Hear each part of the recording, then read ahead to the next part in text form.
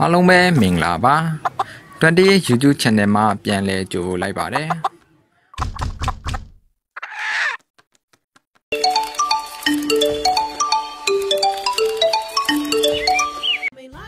ဗီဒီယိုလေးမစတင်ခင်ကျွန်တော်၏28 YouTube Channel ကို Subscribe လုပ်သွားပေးဖို့မေတ္တာရပ်ခံပါတယ်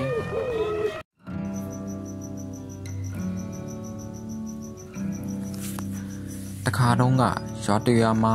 မိုင်မဲတဲ့စိတ်နှကောင်ရှိပါတယ်တခါတော့ရွာထဲကတရားပေါ်ကိုထိုးစိတ်နှကောင်ဟာဖြတ်တန်းလာတဲ့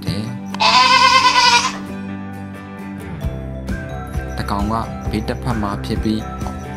နောက်တကောင်ကတော့အခြားတစ်ဖက်ကနေရင်လမ်းလျှောက်လာကြတာပေါ့အဲ့ဒီအချိန်မှာပထမစိတ်ကဒုတိယစိတ်ကိုပြောလိုက်ပါတယ်ငါရင်တရားပေါ်ကဖြတ်သွားမယ်မင်းနောက်မှာနေခဲ့ဒုတိယစိတ်ကလက်မခံပါဘူးငါပဲအရင်ဖြတ်မယ်မင်းသာနောက်မှနေခဲ့ပါပထမစိတ်ကလည်းဒေါသထွက်ပြီးပြန်ပြောပါတယ်ဟိုးငါသာအရင်သွားတဲ့နာမင်းနောက်ချန်ခဲ့ဒုတိယစိတ်ကလည်းလက်မခံပြန်ပါဘူး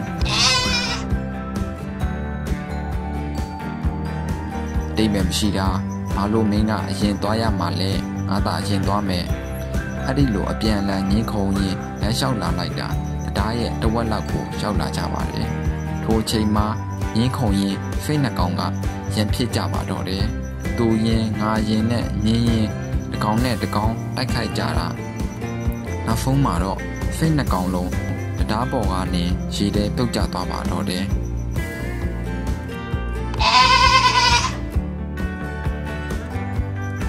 ဒီပုံမြင်လေးရဲ့သင်ခန်းစာကတော့အမြဲရန်ဖြစ်စကနိုင်လူတက်တဲ့တတမိမိတွေကိုပြပြပေးလို့ရပါတယ်အမြဲလိုမစီးလုံးမချစ်ခင်ပဲရန်ဖြစ်စကနိုင်လူနေမဲ့ဆိုရင်နှစ်ဖက်လုံးအကျိုးမရှိပဲဒုက္ခရောက်တဲ့အကြောင်းကိုလည်းသင်ခန်းစာပေးထားတာဖြစ်ပါတယ်